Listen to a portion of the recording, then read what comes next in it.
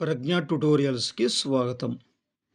ఈ వీడియోలో మనం డీఎస్సీ స్కూల్ అసిస్టెంట్ బయాలజీలో భాగంగా 10వ తరగతి జీవశాస్త్రంలోని మూడో పాఠ్యాంశమైన ప్రసరణలో కొన్ని ముఖ్యమైన అంశములు, అదేవిధంగా ముఖ్యమైనటువంటి బిట్స్ మరియు గత డీఎస్సీలో అడిగినటువంటి ప్రశ్నలు కూడా ఈ యొక్క వీడియోలో చెప్పడం జరుగుతుంది కనుక, ఈ వీడియోను మీరు మొదటిసారి చూసినట్లయితే తప్పనిసరిగా మన ఛానల్‌ను సబ్స్క్రైబ్ చేయండి. ఇక ఆలస్యం చేయకుండా పాఠ్యాంశంలోకి వెళ్దాం. ప్రసరణ శరీరం పెరుగుదల,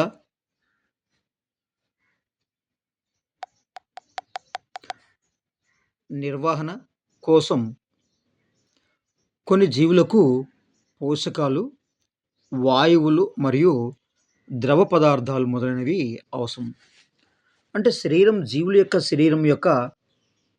పెరుగుదల చూపించాలన్నా, లేదా ఆ జీవులలో మరి నిర్వహణ అంటే క్రియలు అనేవి జరగాలన్నా, మరి అన్ని జీవులకు ఈ యొక్క పోషకాలు, అదేవిధంగా వాయువులు మరియు ద్రవ పదార్థాలు మొదలైనవి అవసరము. అన్నింటిలోనూ అవి ఏకకణ జీవులైనా, బహుకణ జీవులైనా శరీరంలోని అన్ని భాగాలకు ఈ పదార్థాలను చేర్చవలసిందే.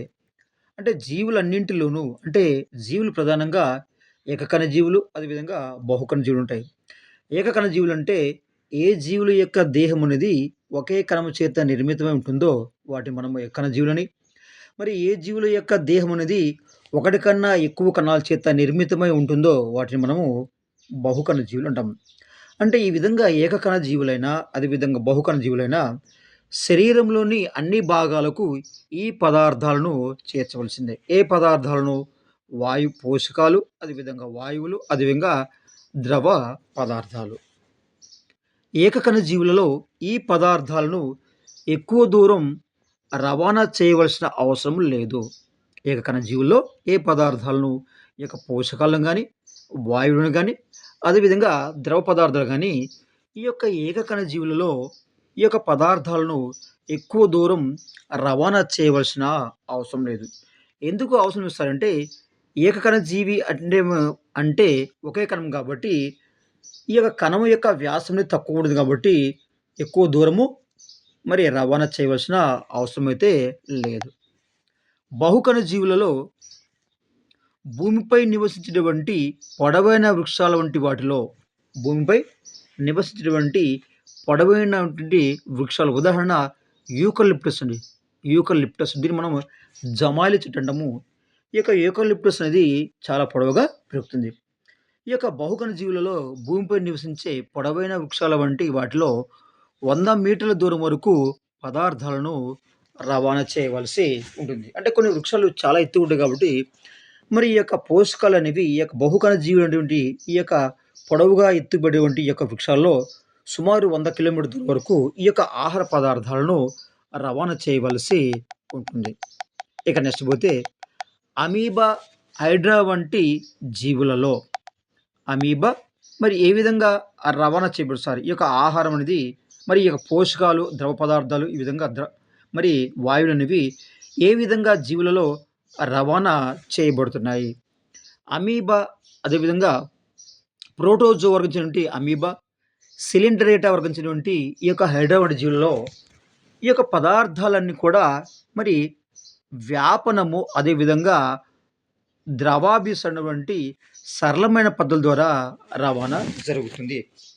ప్రోటోజో వర్గం చెందినటువంటి యొక్క అమీబా, అదేవిధంగా సిలిండరేటా వర్గం చెందినటువంటి హైడ్రా వంటి జీవులలో ఈ యొక్క పదార్థాలన్నీ ఏ పదార్థాలు? పోషకాలు కానీ, వాయువులు కానీ, అదేవిధంగా ద్రవ పదార్థాలు కానీ, ఈ యొక్క పదార్థాలన్నీ కూడా ఎలా రవాణా చేయబడుతారంటే వ్యాపన పద్ధతి, వ్యాపనము లేదా అదేవిధంగా ద్రవాభిసరణ వంటి సరళమైన పద్ధతుల ద్వారా ఈ యొక్క జీవులలో రవాణా జరుగుతుంది. బిలియన్ల సంఖ్యలో కణాలు కలిగి ఉన్న ఉన్నత స్థాయి జీవులలో ఈ యొక్క వ్యాపనం, అదేవిధంగా ద్రవాభిసరణ వంటి పద్ధతుల ద్వారా ఎక్కువ పరిమాణంలో పదార్థాల రవాణా చేయడానికి ఎక్కువ సమయం అవసరం అవుతుంది. అంటే ఇక్కడ సరళమైన నిమ్న స్థాయి జీవులలో ఈ యొక్క పదార్థాల రవాణా అనేది వ్యాపనం, ద్రవాంశనం జరుగుతుంది. ఆ ద్రవాంశం ద్వారా ఈ యొక్క ఆహార పదార్థాలు రవాణా జరుగుతుంది. మరి అలా కాకుండా ఎక్కువ సంఖ్యలో ఉన్నటువంటి ఉన్నత స్థాయి జీవుల్లో మరి ఈ యొక్క వ్యాపనం అదేవిధంగా ద్రవాభిసరణ పద్ధతుల ద్వారా ఎక్కువ పరిమాణంలో ఈ యొక్క పదార్థాలు రవాణా చేయడానికి ఏమవుతుందంటే ఎక్కువ సమయం అనేది పడుతుంది. ఇది పదార్థాల రవాణా ఉన్నత స్థాయి జీవులలో అదేవిధంగా నిమ్న స్థాయి జీవులలో జరిగేటువంటి పద్ధతి. ఇక నెక్స్ట్ ఈ అనవసరపు ఆలస్యాన్ని అనవసరపు బహుకణ జీవులు అంటే బిలియన్ల కొద్ది కణాల నుండి యొక్క జీవులలో మరి ఈ యొక్క పదార్థాల రవాణా వ్యాపనం ద్రవాభిసరణం ద్వారా రవాణా జరగాలంటే ఎక్కువ సమయం అనేది పడుతుంది. మరి ఈ అనవసరపు ఆలస్యాన్ని నివారించడానికి జీవులన్నిటికీ ప్రత్యేకమైన అదేవిధంగా వేగవంతమైన, సమర్థవంతమైన ఈ యొక్క అనవసరపు ఆలస్యాన్ని నివారించడానికి జీవులన్నిటికీ ప్రత్యేకమైన, అదేవిధంగా వేగవంతమైన, సమర్థవంతమైన వ్యవస్థ యొక్క అవసరము ఏర్పడింది. కాబట్టి జీవులు ఒక ప్రత్యేక వ్యవస్థను ఏర్పరుచుకున్నాయి. దేనికి సార్ అంటే ఈ యొక్క ఆహార పదార్థాలు గానీ, అదేవిధంగా వాయువులు గానీ, ద్రవ పదార్థాలు గానీ ఈ యొక్క దేహంలో ఒక ప్రాంతం నుండి ఒక ప్రాంతానికి మరి రవాణా కావడానికి ఈ యొక్క బహుకణ జీవులు ఏంటంటే ఒక ప్రత్యేకమైనటువంటి వ్యవస్థను ఏర్పరుచుకున్నాయి. ఈ వ్యవస్థని మనం అంటే ప్రసరణ వ్యవస్థ లేదా సర్క్యులేషన్ సిస్టమ్ అంటాం. ప్రసరణ వ్యవస్థ అంటాం. రైట్. అయితే మనం సాధారణంగా ఘన పదార్థాలను మనం తింటాము. ద్రవ పదార్థాలు తాగుతాము. వాయువులో వాయు పదార్థాలని మనం లేదా వాయువులను మనము శ్వాసిస్తాము. ఇది మానవుడటువంటి ప్రక్రియగా మనం చెప్పవచ్చు. ఇక నెక్స్ట్ పోతే హృదయ స్పందన. హృదయ స్పందన.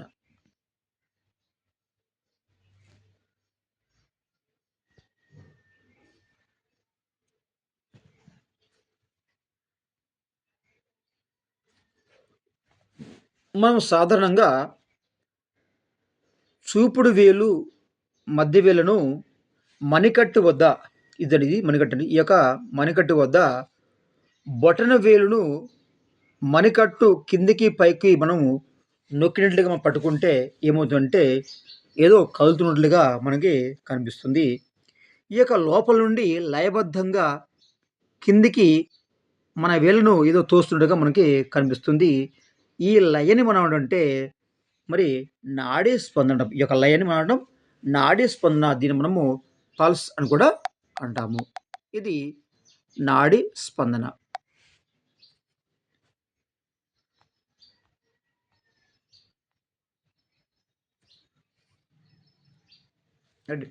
ఈ యొక్క నాడీ స్పందన అనేది ఎప్పటికప్పటికి మారుతుందండి. ఈ యొక్క నాడీ స్పందన రేటు అనేది వ్యక్తికి నాడీ స్పందన రేటు అనేది వ్యక్తికి మరి సందర్భాన్ని బట్టి మారుతుంది. ఈ యొక్క నాడీ స్పందన పల్స్ లేదా లయ అనేది ఈ యొక్క వ్యక్తికి మధ్య మారుతుంది. అదేవిధంగా ఈ యొక్క సందర్భాన్ని బట్టి కూడా ఈ యొక్క నాడీ స్పందన రేటు అనేది మారుతుంది. కాబట్టి నాడీ స్పందన స్థిరంగా ఉండదని మనము చెప్పొచ్చు. ఈ యొక్క ఈ యొక్క నాడీ స్పందన అనేది స్థిరంగా ఉండదని చెప్పవచ్చు. మనం భయపడినప్పుడు, అదేవిధంగా ఉద్రేకపడినప్పుడు ఈ యొక్క నాడీ స్పందన రేటు అనేది పెరుగుతుంది.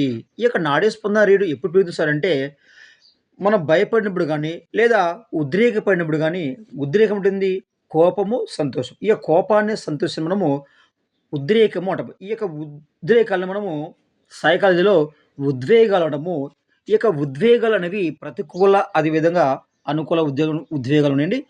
ప్రతికూల ఉద్వేగాలంటే సంతోషము, ఆనందం చెప్పొచ్చు. చాలండి. అనుకూల ఉద్వేగాలంటే సంతోషం, ఆనందము. ప్రతికూల ఉద్వేగాలంటే భయము, కోపం అని మనం చెప్పవచ్చు. మరి ఇక్కడ నాడీ స్పందన రేటు ఎప్పుడు పెరుగుతారంటే మనం భయపడినప్పుడు గానీ, అదేవిధంగా ఉద్రేకపడినప్పుడు గానీ ఈ యొక్క నాడీ స్పందన రేటు అనేది పెరగడం అయితే జరుగుతుంది. ఉదాహరణకు మనం మెట్లు ఎక్కేటప్పుడు పరిగెత్తేటప్పుడు నాడీ స్పందన మనం చూసినట్లయితే అక్కడ మనకి క్లియర్‌గా అర్థం అవుతుంది. ఇది నాడీ స్పందన. అంటే నాడీ స్పందన అనేది మరి ఎప్పుడు కూడా స్థిరంగా ఉండదు. ఈ యొక్క నాడీ స్పందన రేట్ అనేది ఒక వ్యక్తికి మారుతూ ఉంటుంది. ఈ యొక్క నాడీ స్పందన అనేది ఒక పరిస్థితికి అనుకూలంగా ఇది సందర్భాన్ని బట్టి లేదా పరిస్థితిని బట్టి మారడం అయితే జరుగుతుంది. ఈ యొక్క నాడీ స్పందన.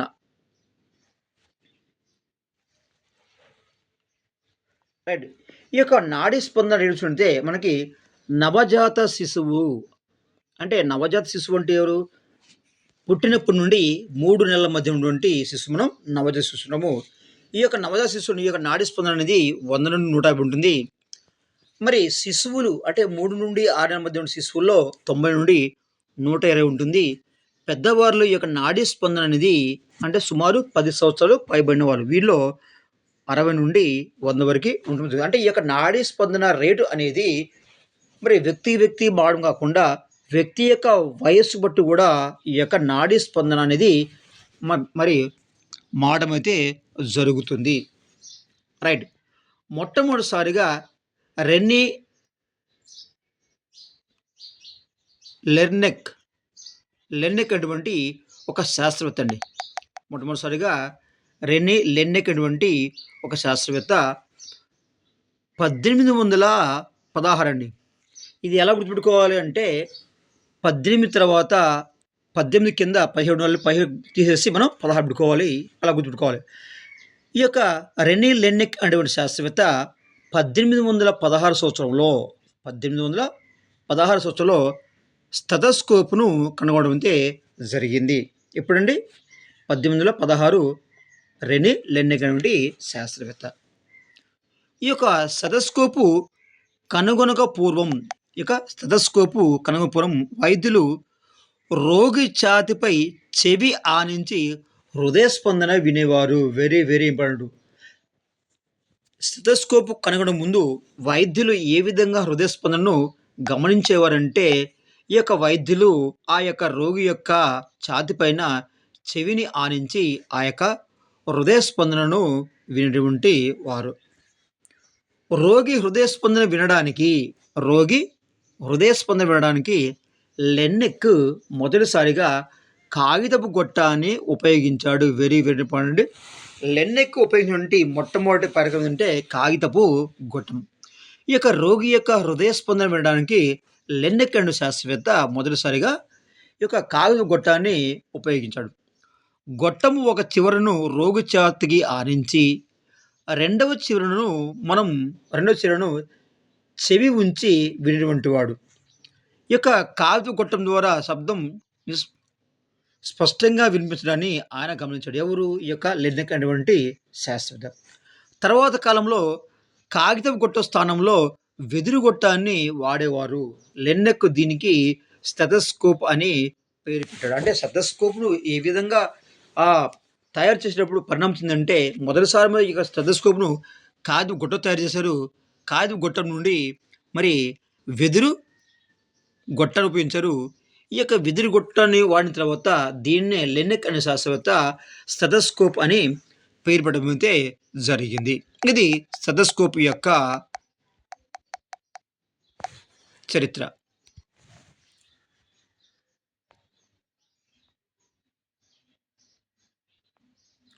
రైట్. ఇప్పుడు మన శరీరంలో అతి ముఖ్యమైన అవయవం ఉంటుందండి. అది గుండె. ఈ యొక్క గుండె యొక్క నిర్మాణం అదేవిధంగా పనిచేసే విధానం గురించి తెలుసుకుందాం. హృదయ స్పందన ద్వారా హృదయం శరీరంలోని వివిధ భాగాలకు రక్తాన్ని పంపు చేస్తుంది. ఈ యొక్క హృదయ స్పందన అనేటువంటి ఈ యొక్క ప్రక్రియ ద్వారా ఈ యొక్క హృదయం ఏం చేస్తుందంటే శరీరంలోని వివిధ భాగాలకు రక్తాన్ని పంపు చేస్తుంది. ఈ యొక్క హృదయం అనేది ఎక్కడ ఉంచాలంటే హృదయం అనేది ఊరపంజరంలో ఊపిరితిత్తుల మధ్యలో అమరి ఉంటుంది. ఈ యొక్క హృదయం అనేది ఎక్కడ ఉంచారంటే ఊరపంజరంలో ఈ యొక్క ఊపిరితిత్తుల మధ్యలో అమరి ఉంటుంది. మరి గుండె ఎంత ఉంటుంది సార్ అంటే ఈ యొక్క గుండె యొక్క పరిమాణం అనేది సుమారుగా పిడికిలి అంతా ఉంటుందండి. అంటే పిడికిలి ఎంత ఉంటుందో అంత ఉంటుంది ఈ యొక్క హృదయం యొక్క పరిమాణము. రైట్.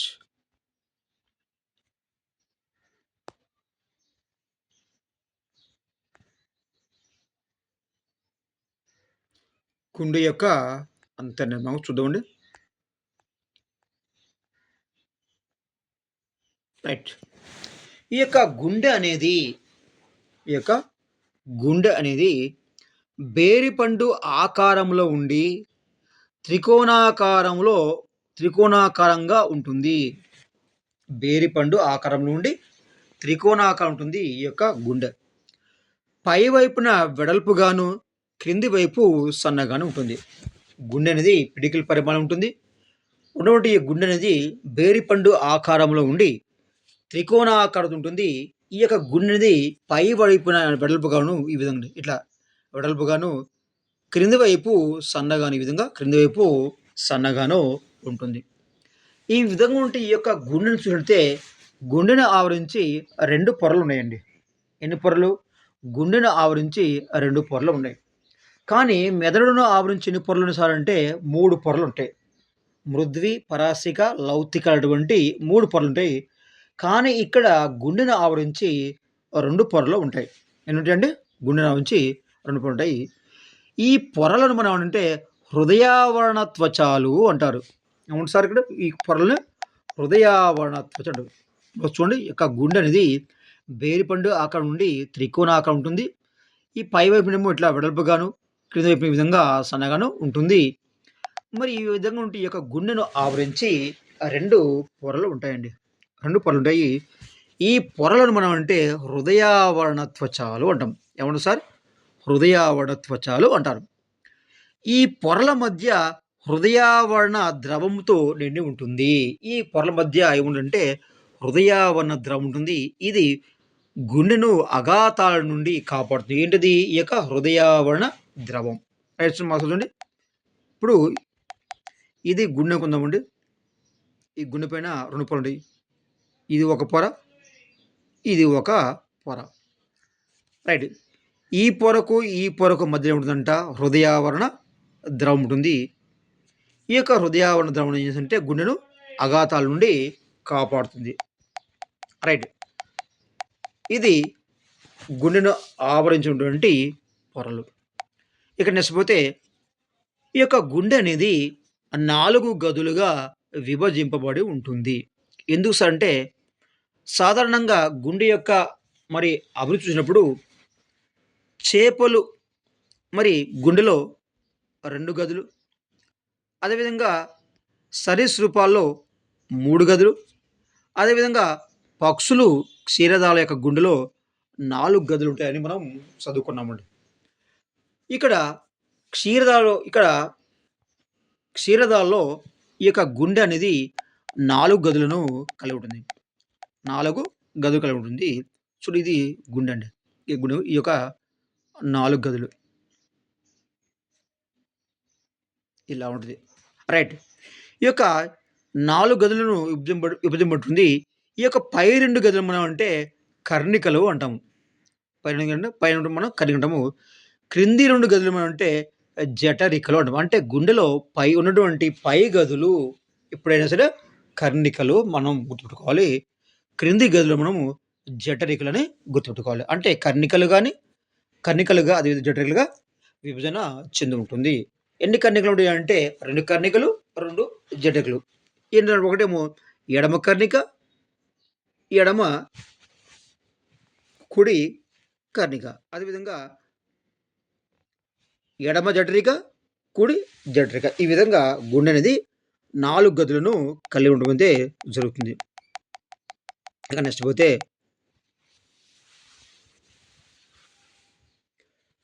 గుండె గోడలకు అంటుపెట్టుకొని ఉన్న రక్తనాళాలను కరోనరీ రక్తనాళాలు అంటారు. చూడు ఇక్కడ గుండె ఉందండి. ఇక గుండె యొక్క గోడలకు ఇది గోడ అనుకుంటే ఈ గుండె గోడకు కొన్ని రక్తనాళాలు అనేవి అంటిపెట్టుకుంటాయి. ఈ యొక్క గుండె యొక్క గోడలకు కొన్ని రక్తనాళాలు అంటిపెట్టుకుంటాయి. ఈ గుండె యొక్క గోడలకు అంటిపెట్టుకునేటువంటి ఈ యొక్క రక్తనాళాలను మనం అంటే కరోనరీ రక్తనాళాలు అంటాం. ఏమన్నా సార్? కరో కరోనరీ రక్తనాళాలు అంటాం. ఈ యొక్క రక్తనాళాలు దేనిసంటే గుండె కండరాలకు రక్తాన్ని సరఫరా చేస్తుంది. అంటే గుండె యొక్క కండరాలకు రక్తాన్ని సరఫరా చేస్తాయి. మరొకటి చూడండి. ఈ యొక్క గుండె ఉంటుందండి. ఈ యొక్క గుండె యొక్క గోడలకు అంటిపెట్టుకునేటువంటి రక్తనాళాలు మనం అంటే కరోనరీ ద కరోనరీ రక్తనాళాలు అంటాము. ఈ యొక్క కరోనరీ రక్తనాళాలు దేనిసంటే గుండె యొక్క కండరాలకు అంటే దేహంలోని ఇతర భాగాల నుండి గుండె యొక్క కండరాలకు రక్తాన్ని సరఫరా చేస్తాయి ఈ యొక్క కరోనరీ రక్తనాళాలు. రైట్. నెక్స్ట్ చూద్దామండి. పై వైపున ఉన్న కర్ణికలు మనం ఇక్కడ గుండె చెప్తే మనం ఈ గుండెలో మనం 4 భాగాలు చెప్పామండి. వీటిని మనము కర్ణికలు అనము. వీటిని మనము జఠరికలు అన్నాం వీటిని. రైట్. ఇక్కడ పై వైపున నుండి కర్ణికల గోడలు పై వైపునటువంటి ఇవి పై వైపు యొక్క కర్ణికల గోడలు అనేవి పలుచగా ఉంటాయండి. పై వైపు నుండి కర్ణికల గోడలు అనేవి పలుచగాను, అదేవిధంగా క్రింది వైపు నుండి యొక్క జఠరికల యొక్క గోడలు అనేవి మందముగాను ఉంటాయి. పై వైపున ఉన్నటువంటి కర్ణికల యొక్క గోడలు అనేవి పలుచగాను, అదేవిధంగా క్రింది వైపు ఉన్నటువంటి యొక్క జఠరికల గోడలు అనేవి మందంగాను ఉంటాయి. అంటే కర్ణికల గోడలు మందంగా ఉంటాయి, జఠరికల గోడలు అనేవి కర్ణికల గోడలు అనేవి గోడలు పలుచగా ఉంటాయి, జఠరికల గోడలు అనేవి మందంగా ఉండడం అయితే జరుగుతుంది. ఇది కర్ణికల జఠరికల యొక్క గోడల మందము పలుచగా ఉన్నటువంటి నిర్మాణాలు. ఇక నెక్స్ట్ అయితే ధమనులు.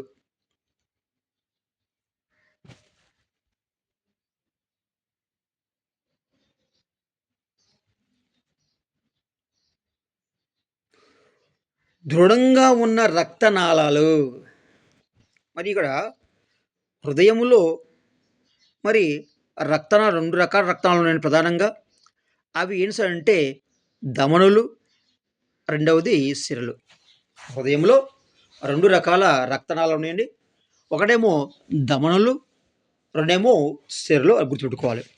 ఈ యొక్క ధమనులు అనేవి దృఢంగా ఉన్న రక్తనాళాలండి.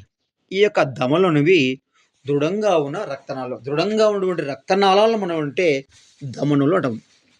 ఈ యొక్క ధమనులు దేనిసంటే హృదయం నుండి బయలుదేరి శరీర భాగాలన్నిటికీ రక్తాన్ని సరఫరా చేస్తాయి. చూడండి ఇక్కడ ధమనులు అనేవి దృఢంగా ఉన్నటువంటి రక్తనాళాలు. ఈ యొక్క ధమనులు దేనిసారంటే ఈ యొక్క ధమనులు అనేవి హృదయం నుండి బయలుదేరి శరీర భాగాలన్నిటికీ రక్తాన్ని సరఫరా చేస్తాయి. హృదయం నుండి బయలుదేరి శరీర భాగాలకి రక్తాన్ని సరఫరా చేస్తాయి ఈ యొక్క ధమనులు. రైట్. దీనికి ఆపోజిట్ సిరలు ఏం చేస్తాయంటే శరీర భాగాల నుండి బయలుదేరి రక్తాన్ని హృదయానికి సరఫరా చేస్తాయి. అది గుర్తుపెట్టుకోవాలండి. ఇక్కడ ధమనులు పనులు అదేవిధంగా సిరల యొక్క పనులు 2 వ్యతిరేకంగా ఉంటాయండి. అవి మనం గుర్తుపెట్టుకో. ఇక్కడ ధమనులు దృఢంగా ఉండే రక్తనాళాలు అంటే సిరలు పలుసుగా ఉండే రక్తనాళాలు. ఇక ధమనులు అనేవి హృదయం నుండి బయలుదేరి శరీర భాగాలన్నిటికీ రక్తాన్ని సరఫరా చేస్తాయి. అదేవిధంగా సిరలు అనేవి శరీర భాగం నుండి బయలుదేరి రక్తాన్ని హృదయానికి సరఫరా చేస్తాయి. గుర్తుపెట్టుకోవాలి. నెక్స్ట్ ఇకపోతే ఈ యొక్క ధమనులలో అతి పెద్ద ధమనిని మనం ఏమంటామంటే బృహద్ధమని. ఏమంటారు సార్? బృహద్ధమని అంటాం. ధమనిలో ఉన్నటువంటి అతిపెద్ద ధమని మనం బృహద్ధమని అంటాం. ఇక అతిపెద్ద అంటే అర్థం ఏంది? చిన్నది కూడా ఉండదు అర్థం. పెద్ద అంటే చిన్నది కూడా ఉంది. కాబట్టి చిన్న ధమనిని మనం అంటే పుప్పుస ధమని అంటాం. ఏమంటాం మనం? పుప్పుస ధమని. ధమలో ఉన్నటువంటి అతిపెద్ద ధమని మనం బృహద్ధమని అని, మరి చిన్న ధమనిని మనం అంటే పుప్పుస ధమని అంటాం. రైట్. ఈ యొక్క పుప్పుస ధమని ఏం చేస్తుందంటే వెరీ వెరీ ఇంపార్టెంట్. ఒకసారి బిట్ అడిగానండి ఇక్కడ చూద్దాం. ఈ యొక్క పుప్పుస ధమని ఏం చేస్తుందంటే ఇది రక్తాన్ని హృదయం నుండి ఊపిరితిత్తులకు తీసుకుపోతుంది. రక్తాన్ని హృదయం నుండి ఊపిరితిత్తులకు తీసుకువెళ్తుంది. హృదయం నుండి అంటే అర్థమైంది మంచి రక్తాన్ని ఇది తీసుకువెళ్తుంది. ఈ యొక్క దమంలో 2 భాగాలున్నాయండి. ఒకటేమో పెద్దగా ఉన్నది. ఒకటేమో చిన్నగా ఉన్నది. పెద్దగా ఉన్న దమని మనము బృహద్దమని అంటాము. చిన్నగా ఉన్నదాన్ని మనము పుప్పుస దమని అంటాము. ఈ యొక్క పుప్పుస దమని ఏం చేస్తుందంటే రక్తాన్ని ఏం చేస్తుందంటే హృదయము నుండి ఈ యొక్క ఊపిరితిత్తులకు తీసుకువెళ్తుంది. ఇవి దమ్ములండి. ఖచ్చితంగా దమనులు తెలుసున్నాడు మనకి. అదేవిధంగా శరీరంలో తీసుకుంది. ఇక హృదయంలో మరొక రక్తనాళము సిరలండి. ఏంటి సార్? సిరలు. ఆల్రెడీ మీకు సిరల గురించి చెప్పాను. ఈ యొక్క సిరలనేవి తక్కువ దృఢత్వం కలిగినటి రక్తనాళాలు. దమనులు ఏమో దృఢంగా ఉంటే, ఈ యొక్క సిరలు అనేవి తక్కువ దృఢత్వాన్ని కలిగి ఉన్నటువంటి రక్తనాళాలు. మరి దమనులు ఏం చేస్తాయంటే, దమనులేమో హృదయం నుండి బయలుదేరి శరీర భాగాలన్నింటికి సరఫరా చేస్తుంది. దీనికి వ్యతిరేకమే సిరలండి. శరీర భాగాల నుండి రక్తాన్ని హృదయానికి తీసుకుపోతాయి. ఈ యొక్క దమనులు, సిరలకు పూర్తిగా వ్యతిరేకమండి. దమనులు గుర్తుంచుకుంటే సిరలొస్తది. సిరలు గుర్తుంచుకుంటే దమనులొస్తాయి. ఈజీగా మనం వీటిని క్యాచ్ చేయొచ్చు. రైట్. ఇక సిరలనేవి తక్కువ దృఢత్వం కలిగిన రక్తనాళాలు. ఈ యొక్క సిరలనేవి శరీర భాగాల నుండి ఈ యొక్క రక్తాన్ని హృదయానికి తీసుకువెళ్తాయి.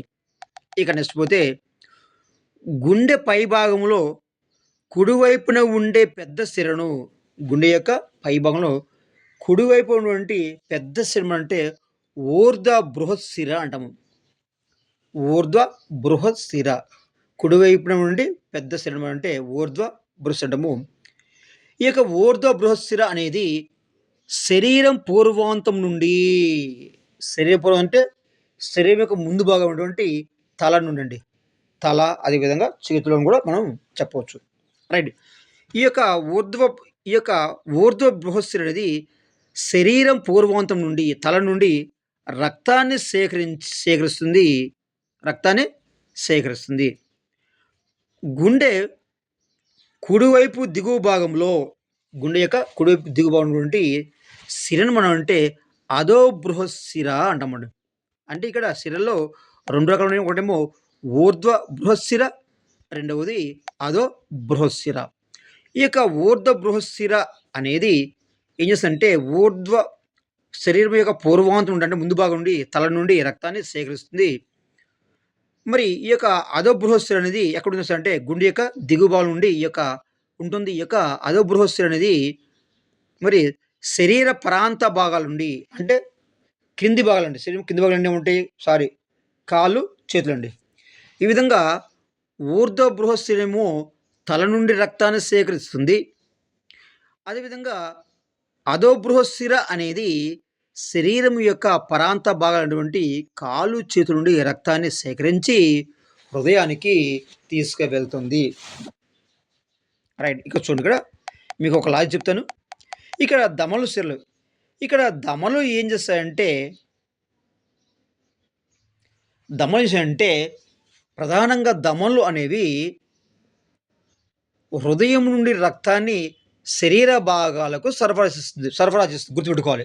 దమనులు అంటే హృదయం నుండి రక్తాన్ని శరీర భాగాలకు సరఫరా చేస్తుంది. ఈ యొక్క సిరలు ఏం చేస్తాయంటే శరీర భాగాల నుండి రక్తాన్ని హృదయానికి తీసుకుపోతాయి. శరీర భాగాల నుండి రక్తాన్ని హృదయానికి తీసుకెళ్తాయి. రైట్. ఇక్కడ సిరలో మరి ఏమనుసండి ఇక్కడ పూర్వాంతంలో ఊర్ధ్వ బృహస్సిర ఉంది. అదేవిధంగా అధో బృహస్సిర ఉందండి. ఈ యొక్క ఊర్ధ్వ బృహస్సిర అనేది శరీర పూర్వాంతమైనటువంటి తల నుండి రక్తాన్ని సేకరిస్తుంది. అధో బృహస్సిర అనేది ఏం చేస్తుందంటే శరీరం యొక్క పరాంత భాగాలైనటువంటి మరి కాళ్ళు, చేతుల రక్తాన్ని సేకరిస్తుంది. ఈ విధంగా తల నుండి కానీ శరీరం నుండి కాళ్ళు, చేతుల రక్తాన్ని సేకరించి ఏం చేస్తాయంటే ఈ యొక్క సిరలు ఆ యొక్క హృదయానికి సరఫరా చేస్తుంది, లేదా హృదయానికి తీసుకువెళ్తుంది. ఇది దమనులు, అదేవిధంగా సిరలు వాటి యొక్క పనులు. ఇక నెక్స్ట్ పోతే 2 కర్ణికలు, 2 జఠరికలు. ఇది హృదయం అనుకుంటే ఇవేమో కర్ణికలు, ఇదేమో జఠరులు. కాజా అంటే అంటే కర్ణికలు, అంటే జఠరులు. రైట్. ఇక్కడ ఈ యొక్క హృదయం నుండి యొక్క 2 కన్నికలు, 2 జఠరికలు కండరయుతమైన విభాజకాలతో వేరు చేయబడి ఉంటాయి. ఈ యొక్క 2 కర్ణికలు, 2 జఠరికలండి. ఈ విధంగా గుండె ఉంటే చూడండి. ఇవి గుండెలో ఇదొక భాగము, ఇది ఒక భాగం. అంటే ఈ భాగము, ఈ భాగం చెందడానికి మధ్యలో ఒక కండరయుతమైన విభాజకం ఉంది. ఇదేమో కుడి, ఎడమగా, ఇది కూడా కుడి, ఎడమగా విభజింపబడి ఉంటుంది. కర్ణికలు, అదేవిధంగా జఠరికలు. రైట్. ఈ విధంగా 2 కర్ణికలు, 2 జఠరికలు ఏంటంటే కండరయుతమైన విభాజకాలతో వేరు చేయబడి ఉంటాయి. ఈ విధంగా కండరయుతమైన విభాజకాలతో వేరు చేయబడి ఉంటాయి ఈ యొక్క హృదయంలో. అంటే 2 కర్ణికలు, హృదయంలో పైన ఉండే 2 కర్ణికలు, హృదయం కింద నుండి ఈ 2 జఠరికలు అంటే కండరయుతమైన విభాజకాలతో వేరు చేయబడి ఉంటాయి. నెక్స్ట్, కర్ణికలు, జఠరికల మధ్య ఉండే రంధ్రాలను కవాటాలు అంటాం. కర్ణికలు, అదేవిధంగా జఠరికల మధ్య ఉన్నటువంటి రంధ్రాలు అంటే కవాటాలు అంటామంట. ఏమంటాం మనం? కవాటాలు అంటాం. రైట్. ఇక్కడ చూడండి, ఇక్కడ బిట్ అనేది ఇక్కడ 3 బిట్లు ఉన్నాయండి. ఒకటేమో అగ్రత్రయ కవాటం, అగ్రద్వయ కవాటం, మూడవది మిట్టల్ కవాటం. మిట్టల్ కవాటం అనేది ఇంతకుముందు పాత డిఎస్లో ఎక్కువగా ఆడేవాడు ఈ యొక్క మిట్టల్ కవాటం గురించి. నెక్స్ట్ చూద్దామండి. ఇక కుడి కర్ణికకు,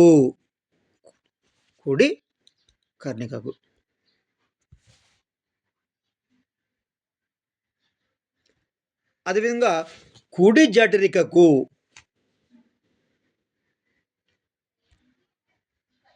ఒక బొమ్మేద్దాం. ఇది హృదయం అనుకుంటే ఇవి 4 గదులు. ఇది మనం కుడి అనుకున్నాం, కుడి కర్ణికకు. ఇది కుడి జఠరికకు ఉన్నాం. ఇది మనం ఎదురుగా చూస్తే ఇది కుడి కర్ణిక. ఎందుకంటే ఇది పై భాగం ఉన్న వాటిని మనం కర్ణిక అంటాం కాబట్టి కుడి కర్ణిక. ఇది కుడి జఠరిక. ఈ విధంగా కుడి హృదయంలో ఈ విధంగా కుడి కర్ణికకు, అదేవిధంగా కుడి జఠరికకు మధ్య కుడి కర్ణిక జఠరికాంతర విభాజకము పై ఏమంటే ఒక కవాటం ఉంటుందండి. ఇక్కడ ఒక కవాటం ఉంటుంది. దీన్ని మనం ఏమంటామంటే అగ్రత్రయ కవాటము అంటాము. ఎక్కడుంది అగ్రత్రయ కవాటం? అనేది కుడి కర్ణిక, కుడి జఠరికు మధ్యలో ఉంటుంది. దీన్ని మనం అంటే అగ్రత్రయ కవాటం అంటాం. ఇక నెక్స్ట్ పోతే ఎడమ కర్ణిక, ఎడమ జఠరిక. ఇది చూడండి, ఇటువైపు ఎడమ కర్ణిక, ఎడమ జఠరిక మధ్య విభాజక పైన ఒక కవాటం ఉంటుంది. ఈ యొక్క విభాజక ఒక కవాటం ఉంటుంది. ఈ కవాటం అంటే అగ్రద్వయ కవాటము. ఇక్కడ అగ్రత్రయ కవాటం అనేది కుడి కర్ణిక, కుడి జఠరిక మధ్య ఉంటుంది అగ్రత్రయ కవాటము. ఎడమ కర్ణిక, ఎడమ జఠరిక మధ్య కవాటం అంటే అగ్రద్వయ కవాటం అనేది. ఈ యొక్క అగ్రద్వయ కవాటం అంటే మిట్టల్ కవాటము అంటామండి. ఈ యొక్క అగ్రద్వయ కవాటం అంటే మిట్టల్ కవాటం. ఇవి కవాటాలు వెరీ ఇంపార్టెంట్ అండి. వీటిని బిట్స్ అడగడం జరుగుతుంది. ఇక నెక్స్ట్ అంటే కుడి కర్ణిక జఠరిక, కుడి జఠరిక పై భాగం నుండి పుపుస ధమని అనే రక్తనాళం బయలుదేరుతుంది. కుడి జఠరిక అంటే కింది భాగం, కింది గదిలో ఉన్నటువంటి కుడివైపు నుండి జఠరిక అండి. ఇది మా గుండె అనుకుంటే రైట్. ఇది జఠరిక క్రింది భాగం నుండి ఇక్కడ మేము ఉంటే ఇక్కడ నుండి పుపుస ధమని అనేది బయలుదేరుతుంది. ఈ యొక్క పుపుస ధమని యొక్క పుపుస ధమని అనేది పూర్వ భాగం కాబట్టి ఈ యొక్క కవాటాన్ని పుపుస ధమని కవాటం అంటాము. చూడండి, ఇక్కడ కుడి జఠరిక పై భాగంలో ఏమవుతుందంటే పుపుస ధమని అనేటువంటి ఒక రక్తనాళం బయలుదేరుతుంది. ఈ రక్తనాళం యొక్క పూర్వ భాగంలో ఉన్నటువంటి ఈ కవాటాన్ని మనం అంటే పుప్పుస ధమని కవాటం అంటాం. ఏమంటారు సార్? పుప్పుస ధమని కవాటం అంటాము. ఎడమ జఠర అదేవిధంగా ఎడమ జఠరికను కూడా ఇది ఎడమ జఠరిక అండి. ఈ యొక్క ఎడమ జఠరికను కూడా లావుపాటి రక్తనాళం బయలుదేరుతుంది. ఈ రక్తనాళం అంటే బృహద్ధమని లేదా చాపము అంటాం. చూడండి ఇక్కడ కుడి కవాటం కుడి జఠరిక యొక్క పై భాగంలో పుప్పుస ధమని ఉంటుంది. ఈ పుప్పుస ధమని యొక్క చివరి భాగంలో మరి ఏమంటే ఒక కవాటం ఉంటుంది. దీన్ని మనం పుప్పుస కవాటం అంటాము. అదేవిధంగా ఎడమవైపు కూడా ఒక లావుపాటి రక్తనాళం బయలుదేరుతుంది. ఈ రక్తనాళం మనం అంటే బృహద్ధమని లేదా ధమని చెప్పటం. ఈ యొక్క బృహద్ధమని లేదా ధమని చెప్ప యొక్క పూర్వభాగంలో ఉన్నటువంటి కవాటం మనం అంటే మహాధమని కవాటం. ఈ యొక్క బృహద్ధమని లేదా ధమని చెప్ప యొక్క పూర్వాంతం ఉన్నటువంటి కవాటాన్ని మనం అంటే మహాధమని కవాటం అంటాం. మహాధమని కవాటం అంటాం.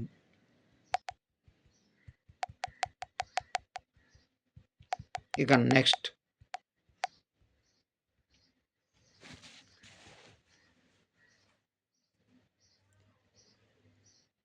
కుడి కర్ణికలోకి ఊర్ధ్వ అదేవిధంగా అధో బృహస్సిరలు అనేవి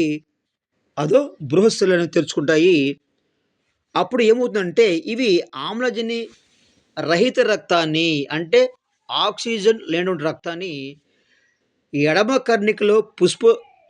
కర్ణికలో పుప్పుస సిరలు తెలుసుకోవడం మరి వల్ల ఏమవుతుంటే ఇవి ఊపిరితిత్తు నుండి ఆమ్లజన్య సహిత రక్తాన్ని తీసుకురావడం అయితే జరుగుతుంది. ఈ విధంగా రక్తం అనేది ఆమ్లజన్య సహిత అదేవిధంగా రహిత రక్తాన్ని గుండెకు రావడం అయితే జరుగుతుంది. ఇక నెక్స్ట్ పోతే రక్తనాళాలు మరియు రక్త ప్రసరణ. 16వ శతాబ్దం వరకు రక్తనాళాలు ఏ విధంగా పనిచేస్తాయో మనకు తెలియదండి. ఈ యొక్క 17వ శతాబ్దంలో 1574 సంవత్సరంలో అసలు రక్త ప్రసరణ గురించి చెప్పింది ఎవరైనా అంటే మొదటిసారిగా విలియం హార్వీ అండి. ఎవరైనా విలియం హార్వీ యొక్క రక్త ప్రసరణ వ్యవస్థ పైన ప్రయోగం చేయడం అయితే జరిగిందండి. రైట్. అయితే ఇక్కడ 1574 సంవత్సరంలో ఇటాలియన్ డాక్టర్ అండి. ఎవరైనా ఇటాలియన్ డాక్టర్ అంటే గైరోలామా ఫ్యాబ్రిసి. ఎవరండి? గైరోలామా ఫ్యాబ్రిసి కాలిలోని సిరలను గురించి అధ్యయనం చేశాడండి. 1574 సంవత్సరంలో ఇటాలియన్ డాక్టర్ అండి. ఎవరండి? ఇటాలియన్ డాక్టర్ అంటే గైరోలామా ఫ్యాబ్రిసి అటువంటి ఒక డాక్టరు కాలిలోని సిరల గురించి అధ్యయనం చేశాడండి. కాలిలోని సిరల గురించి అధ్యయనం చేసే శాస్త్రవేత్త అంటే గైరోలామా ఫ్యాబ్రిసి. ఇతను ఏ దేశస్థుడు అంటే ఇటాలియన్ దేశస్థుడు. రైట్. ఈ యొక్క కాలిలోని సిరల గురించి అధ్యయనం చేస్తుండగా వాటిలో చిన్న చిన్న కవాటాలు ఉండడం గమనించాడు. ఎవరు గమనించింది? ఈ యొక్క గైరోలామా ఫ్యాబ్రిసి అటువంటి డాక్టర్ అండి. ఎప్పుడు అంటే కాలిలోని సిరలను గమనిస్తున్నప్పుడు కవాటాలను గుర్తించాడు. ఈ యొక్క కవాటాలు అనేవి రక్తాన్ని గుండె వైపు మాత్రమే ప్రవహించనిస్తాయని, ఇవి రక్తాన్ని వెనుకకు ప్రవహించని ఏకదిశ కవాటాలు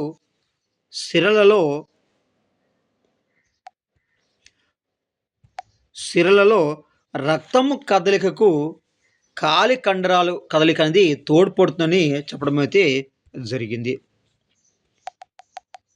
ఎవరంటే ఈ యొక్క గైరోలామా ఫ్యాబ్రిసి.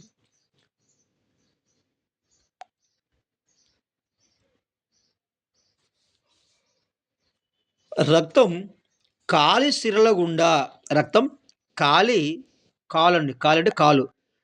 యొక్క సిరల గుండా హృదయం వైపు మాత్రమే ప్రవహిస్తుంది. శరీర భాగాలకు ప్రవహించే రక్తం ఎల్లప్పుడూ గుండె నుంచి దూరం కలుతుందని ప్రతి ఒక్కరూ భావించడంపై ఈ యొక్క ఫ్యాబ్రిసి శ్రద్ధ చూపలేదు. ఇది గైరోలామా ఫ్యాబ్రిసి ఇటాలియన్ వైద్యుడు ఈ యొక్క సిరలపై చేసినటువంటి అధ్యయనం అండి. ఇక నెక్స్ట్ ఆ తర్వాత విలియం హార్వే.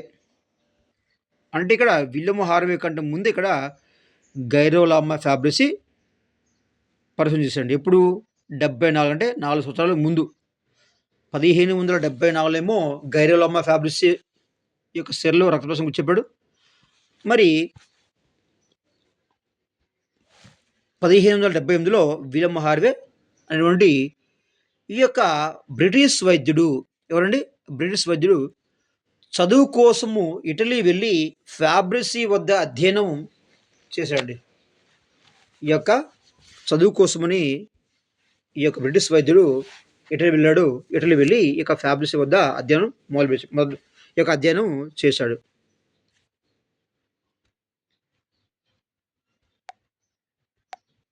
నెక్స్ట్ అంటే ఈ యొక్క రక్త ప్రసరణ వ్యవస్థ గురించి, అదేవిధంగా కర్ణికలు, జఠరికలు ఈ యొక్క వాటి గురించి మొత్తం పూర్తి అధ్యయనం చేసిన ఎవరంటే ఈ యొక్క విలియం హార్వేగా చెప్పవచ్చు. ఈ యొక్క విలియం హార్వే ఎవరంటే ఈ యొక్క ఫ్యాబ్రిసి యొక్క శిష్యుడండి. గైరోలామా ఫ్యాబ్రిసి యొక్క శిష్యుడే ఈ యొక్క విలియం హార్వే. రైట్. హార్వే ఈ యొక్క విలియం హార్వే తన గురువైన ఫ్యాబ్రిసి కనుగొన్న కాలి సిరల గురించి ఆలోచించడం ప్రారంభించాడు.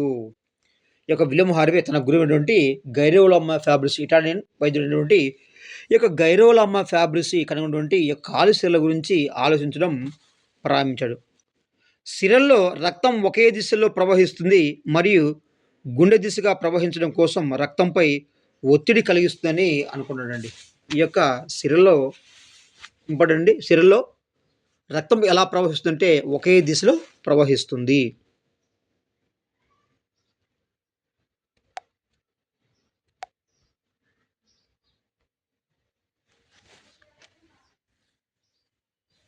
నెక్స్ట్ హార్వే రక్త ప్రవాహాన్ని గురించి అధ్యయనం చేశాడండి. ఈ యొక్క విలియం హార్వే రక్త ప్రవాహాన్ని గురించి అధ్యయనము చేశాడు.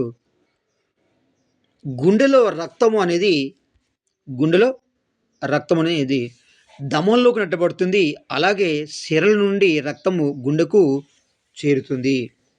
రక్తం కుడి జఠరేఖ నుండి పుప్పుస దమల ద్వారా రక్తం అనేది కుడి వైపు ఉన్నటువంటి యొక్క కుడి జఠరేఖ నుండి పుప్పుస దమల ద్వారా ఊపిరితిత్తుకు చేరి అక్కడి నుండి పుప్పుస సిరల ద్వారా ఎడమ కర్ణికకు చేరుతుంది. దీన్ని మనం ఏమంటే పుప్పుస వలయం అంటాం. ఇక నెక్స్ట్ ఎడమ కర్ణిక నుండి రక్తం ఎడమ జఠరికకు ఈ యొక్క దమల ద్వారా ఈ యొక్క దమల ద్వారా శరీర భాగాలు ప్రవహించి తిరిగి సిరల ద్వారా కుడి కర్ణికలకు చేరుతుంది. దీన్ని ఏమంటామంటే దైహిక వలయం అంటాం. దీని అంటాము దైహిక వలయం అంటాం. ఈ విధంగా రక్తము గుండె నుండి బయలుదేరి మరలా గుండెకు 2 సార్లు చేరుతుంది. గుండె నుండి రక్తం బయలుదేరి గుండె నుండి మరి శరీర భాగాలకు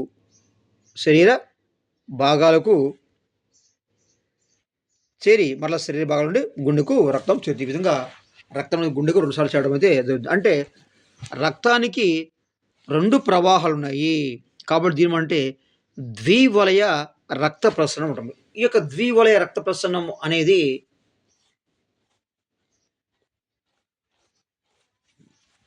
ఈ యొక్క క్షీరదాల్లో మనకి కనిపిస్తుంది.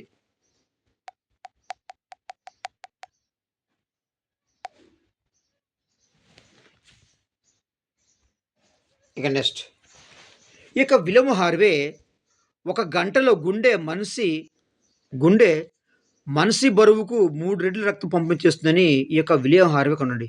ఈ యొక్క విలియం హార్వే అంటే 1 గంటలో మనిషి యొక్క బరువుకు 3 రెట్ల రక్తం పంపించేస్తుందని ఈ యొక్క విలియం హార్వే కనుగొన్నాడు. అంటే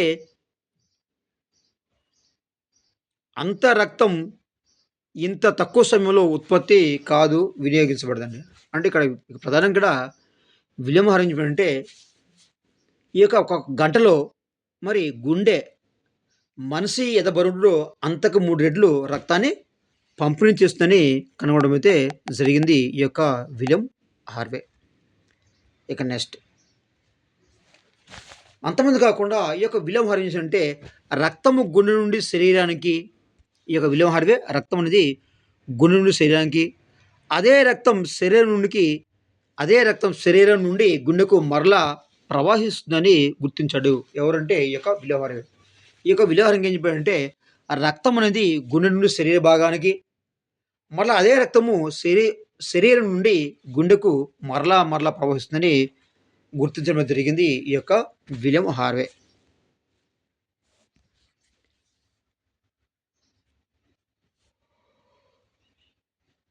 1650 సంవత్సరంలో చెప్పండి. 1650 సంవత్సరంలో భూతద్దాలను కలిపి వాడడం ద్వారా కంటితో చూడలేని అతి చిన్న వస్తువులను కూడా పెద్దవిగా చూసే విధానాన్ని కనుగొన్నారు. ఎప్పుడండి? 1650 సంవత్సరంలో. దాంతో మార్సెల్లో మాల్ఫెజీ ఎవరండి? మార్సెల్లో మాల్ఫెజీ సూక్ష్మదర్శిని సహాయంతో మామూలుగా కంటికి కనిపించని రక్తనాళాలను పరిశీలించాడు. అంటే మొట్టమొదటిసారిగా ఈ యొక్క రక్తనాళాలను పరిశీలించింది ఎవరు చెప్పారంటే ఈ యొక్క మార్సెల్లో మాల్ఫిజ్ అండి. అంటే ఈ యొక్క 1650 సంవత్సరంలో శాస్త్ర భూతద్దాలను కలిపి వాడారండి. దీంతో మరి కంటితో చూడనటువంటి చిన్న వస్తువులను పెద్దవిగా చూసే విధంగా కనుగొన్నారు. దీని సహాయంతో మార్సెల్లో మాల్ఫిజీ సూక్ష్మదర్శిని సహాయం చేసిందంటే కంటికి కనిపించినటువంటి ఈ యొక్క రక్తనాళాలను పరిశీలించాడు. తర్వాత ఈ యొక్క మార్సెల్లో మాల్ఫిజీ గబ్బిలం రెక్కపై అధ్యయనం చేశాడు. దేమేనండి? గబ్బిలం యొక్క రెక్కపైన అధ్యయనం చేశాడు ఈ యొక్క మార్సెల్లో మాల్ఫిజీ. గబ్బిలం రెక్కలో ఉండే అతి పలుచని పొర, గబ్బిలం యొక్క రెక్కలో ఉండే అతి పలుచని పొర దీని అంటే పెటాజియం ఉంటుంది. ఏమన్నా దీన్ని పెటాజియం అంటాము. ఈ యొక్క గబ్బిలం యొక్క రెక్కలో ఉండే యొక్క అతి పలుచని పొర పెటాజియంలోని రక్తనాళాలను సూక్ష్మదర్శి సహాయంతో పరిశీలించాడు ఈ యొక్క మార్సెల్లో మాల్ఫిజీ. ఈ యొక్క మార్సెల్లో మాల్ఫిజీ ఏం చేశాడంటే గబ్బిలాల యొక్క రెక్కలపై అధ్యయనం చేస్తూ ఈ యొక్క గబ్బిలం రెక్కలు ఉన్నటువంటి అతి పలుచు పొరటువంటి ఈ యొక్క పెటాజియంలో ఉన్నటువంటి రక్తనాళాలను తను సూక్ష్మదర్శి సహాయంతో పరిశీలించడం జరిగింది. అప్పుడే ధమనులు మరియు సిరల మధ్య ఉండే అతి సన్నని చిన్ననైన రక్తనాళాలను చూడగలిగాడు. ఆ యొక్క ప్రయోగంలోనే ఈ యొక్క మార్సెల్ మాల్ఫిజీ ధమనులు అదేవిధంగా సిరల మధ్య ఉన్నటువంటి అతి సన్నని చిన్నటువంటి రక్తనాళాలను చూడమైతే జరిగింది. ఈ విధంగా ధమనులు అదేవిధంగా సిరల మధ్య ఉన్నటువంటి ఈ యొక్క అతి సన్నని రక్తనాళాలనే ఏమంటామంటే మనం సూక్ష్మకేశ నాళికలు అంటాం. ధమనులు అదేవిధంగా సిరల మధ్య ఉన్నటువంటి అతి సూక్ష్మమైనటువంటి ఈ యొక్క రక్తనాళాలనే మనం అంటే సూక్ష్మకేశ నాళికలు అంటామండి. ఎవరన్నారంటే ఈ యొక్క మార్సెల్లో మాల్ఫిజీ అంటే ధమనులకు సిరల మధ్య మరి చిన్నని రక్తనాళాలు ఉన్నాయని, సన్నగా చిన్నమైన రక్తనాళాలు ఉన్నాయని, ఈ యొక్క రక్తనాళాలనే సూక్ష్మకేశ నాళికలు అంటారని పేరు పెట్టడం జరిగింది. ఎవరు సార్ అంటే మార్సెల్లో మాల్ఫిజీ. ఎప్పుడంటే గబ్బిలం యొక్క రెక్కలపైన అధ్యయనం చేసినప్పుడు. రైట్. ఇక్కడ సూక్ష్మకేశ నాళికలు లాటిన్ భాషలో క్యాపిల్లారిస్ అంటే కేశము అని అర్థం అండి. ఏమర్థం మనం? కేశం అని అర్థం. ఎందుకంటే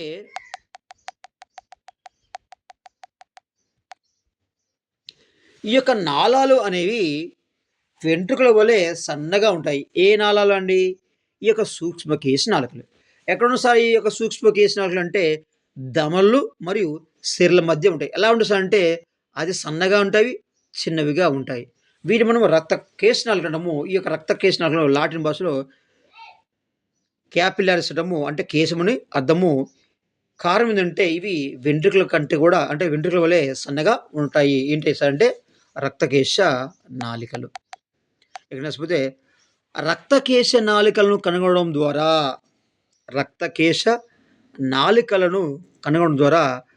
రక్త ప్రసరణ విధానం గురించి పూర్తిగా అర్థమైంది. ఇప్పుడైతే ఈ యొక్క రక్తకేశ నాళికలు అంటే ధమనులకు సిరలకు మధ్య ఉన్నటువంటి సన్నగా పలుచగా మరి ఉన్నటువంటి ఈ యొక్క నాళాలైనటువంటి సూక్ష్మ నాళికలను కనుగొన్నారో, అప్పుడు ఈ యొక్క రక్త ప్రసరణ వ్యవస్థ గురించి పూర్తిగా తెలుసుకోవడం అయితే జరిగింది.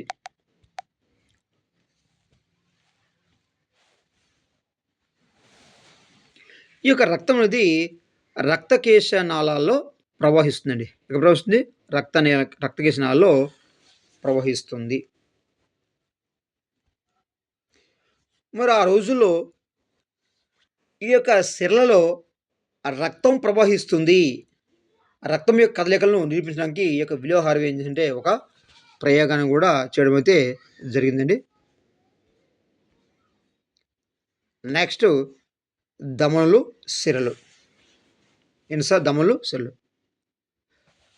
ధమనుల రక్తనాళాలను 2 రకాలుగా విభజించొచ్చు. మీకు ఆల్రెడీ చెప్పాను. ఒకటేమో ధమనులు, 2 సిరలని విభజించు. ఈ యొక్క ధమనులు అనేవి హృదయం నుండి శరీర భాగాలకు రక్తాన్ని సరఫరా చేస్తాయండి. ధమనులు అనగానే మనకి హృదయం గుర్తు రావాలి. ధమనులు అంటే హృదయం గుర్తు రావాలి. సిరలు అంటే శరీర భాగం. శరీర భాగం. శరీర భాగం. రైట్. ఇక్కడ ధమనులు ఏం చేస్తాయంటే హృదయం నుండి రక్తాన్ని శరీర భాగాలకు సరఫరా చేస్తాయి. దీనికి వ్యతిరేకంగా సిరలు అనేవి శరీర భాగాల నుండి రక్తాన్ని హృదయానికి తీసుకువెళ్తాయి.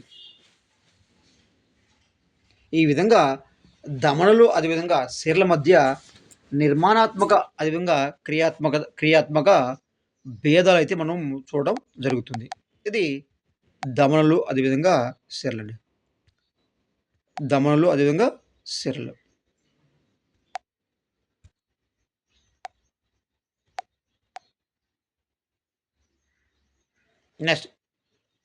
నెక్స్ట్ రక్తకేశ నాళికలు. రక్తకేశ నాళికలు అంటే ఏం చెప్పాము మనము? ఈ యొక్క ధమనులు, సిరల మధ్య ఉన్నటువంటి సన్నగా ఉన్నటువంటి నాళాలని మనము రక్తకేశ నాళికలు అంటాం. ఈ యొక్క రక్తకేశ నాళికని చూసినెవరు? ఫ్యాబ్రిసి. ఎక్కడ? పెటాజియం. గబ్బిలం యొక్క పెటాజియంలో చూశాడు. ఆల్రెడీ.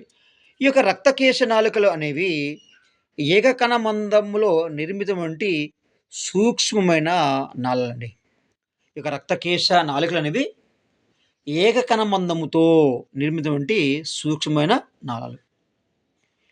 ఈ యొక్క రక్తకేశ నాళికలు ఏంటంటే ఇవి తమ గుండా పదార్థాలు వ్యాపనం చెందడానికి అనుమతిస్తాయి. ఈ యొక్క రక్తనాళాలు ఏం చేస్తాయంటే తమ గుండా పదార్థాలనేవి వ్యాపనం చెందడానికి అనుమతిస్తాయి.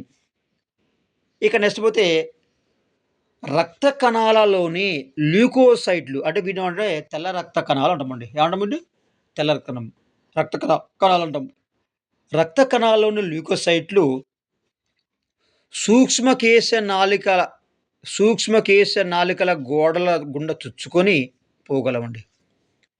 రక్త కణాల నుండి యొక్క ల్యూకోసైట్లు రక్తకేశ నాళికల యొక్క గోడల గుండా ఇవి చొచ్చుకొని పోగలవు. అదేవిధంగా ఈ యొక్క సూక్ష్మకేశ నాళికలు అనేవి ధమనులు అదేవిధంగా సిరలను కలుపుతూ రక్తకేశ నాళికా జాలాన్ని ఏర్పాటు చేస్తాయండి. ఈ యొక్క రక్తకేశ నాళికలు ఏం చేస్తాయంటే ధమనులను, సిరలను కలుపుతూ రక్తకేశ నాళికా జాలాన్ని ఏర్పరుస్తాయి. ఈ యొక్క రక్తకేశ నాళిక అంటే ఇక్కడ హృదయంలో ఏముందంటే ధమనులున్నాయి, అదేవిధంగా సిరలున్నాయి, అదేవిధంగా చిన్నగా ఉన్నటువంటి రక్తకేశ నాళికలు కూడా ఉన్నాయండి. అంటే ఇవి ధమనులు, సిరలు అదేవిధంగా రక్తకేశ నాళికలు. రక్తకేశ నాళికలు.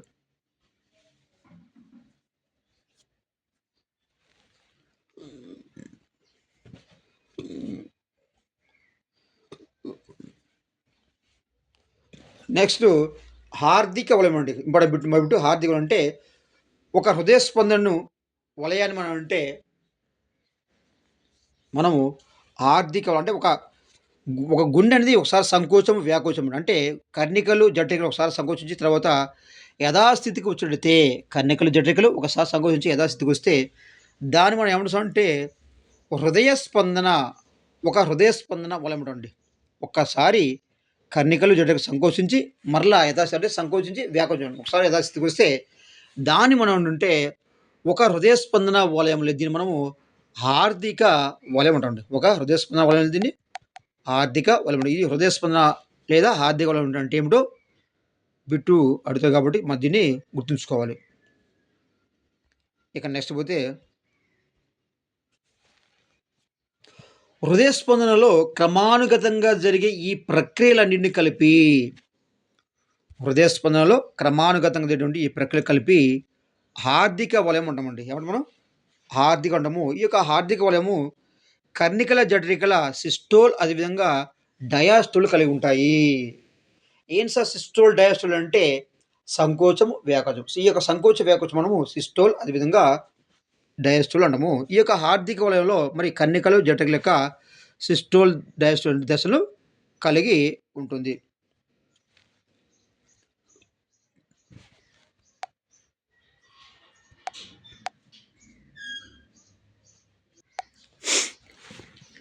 రక్తం రక్తనాళాల్లోకి రక్తము రక్తనాళాల్లోకి నియమిత నియమిత కాల వ్యవధిలో ప్రవహిస్తుంది. ఈ యొక్క రక్తం అనేది రక్తనాళాలలోకి నిరంతరం అదేవిధంగా నియమిత కాల వ్యవధిలో ప్రవహిస్తుంది. అయితే కణజాలాలకు ప్రవహించే రక్తం నిరంతరాయంగా కాక ఆగి ఆగి అలలుగా ప్రవహిస్తుంది. కణజాలాలకు రక్తం ఎలా ప్రవహిస్తుందంటే నిరంతరం కాకుండా ఆగి ఆగి అలలుగా ప్రవహిస్తుంది. అందువలనే మనం మణికట్టు వద్ద వేలు ఉంచినప్పుడు అక్కడ ఉన్న ధమనుల్లో రక్తం ప్రవహించేటప్పుడు దాని ఒత్తిడి మనకు తెలుస్తుంది. దీనిని మనము నాడీ కొట్టుకోవడం పల్స్ అంటాము. ఈ యొక్క నాడీ స్పందన రేటు అనేది హృదయ స్పందన రేటుకు సమానంగా ఉంటుంది. Very important. నాడీ స్పందన రేట్ అనేది హృదయ స్పందన రేటుకు సమానంగా ఉంటుంది. ఇది గుర్తుపెట్టుకోవాలి. ఇక నెక్స్ట్ పోతే హృదయ స్పందన. తిమింగలంలో నిమిషానికి 7 సార్లు, ఏనుగు 40 సార్లు అత్యధికంగా కోయిలేడు పక్షి అండి. గుర్తుంచుకోవాలి. సారీ అండి. కోయల్ టిట్ అనే పక్షి వల్ల ఈ యొక్క కోయల్ టిట్ పక్షిలో అత్యధికంగా హృదయ స్పందన నిమిషానికి 1200 సార్లు ఉంటుంది. ఇది గుర్తుపెట్టుకోవాలి. ఇక నెక్స్ట్ పోతే ఏకవలయ మరియు ద్వివలయ రక్త ప్రసరణ వ్యవస్థ అండి. ఏకవలయ అదేవిధంగా ద్వివలయ రక్త ప్రసరణ వ్యవస్థ. రక్తము రక్తనాళాల్లో ప్రవహిస్తుందని, గుండె నిరంతరం స్పందిస్తూ రక్తాన్ని నిరంతరం చలనంలో ఉంటుందని మనకు తెలుసండి. రక్తము గుండె నుండి శరీర భాగాలకు, అక్కడ నుండి తిరిగి గుండెకు చేరుతుంది. అయితే రక్త ప్రసారం అన్ని జీవుల్లో ఒకే విధంగా ఉండదు. ఈ యొక్క రక్తం అనేది గుండె నుండి శరీర భాగాలకు, అదేవిధంగా శరీర భాగాల నుండి గుండెకు రక్తం చేరుతుంది. దీని మన రక్త ప్రసరణ అంటాము. ఈ యొక్క రక్త ప్రసరణ అనేది అన్ని జీవుల్లో ఒకే విధంగా ఉండదండి. ఈ యొక్క రక్త ప్రసరణ అనేది అన్ని జీవులలో ఒకే విధంగా ఉండదు.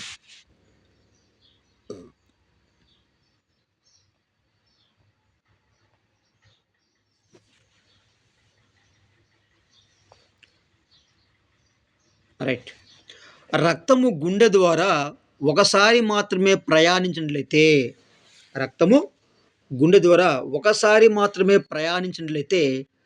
ఈ ప్రసరణను మనం ఏకవలయ ప్రసరణ, సింగిల్ సర్క్యులేషన్, ఏకవలయ రక్త ప్రసరణ అంటాము.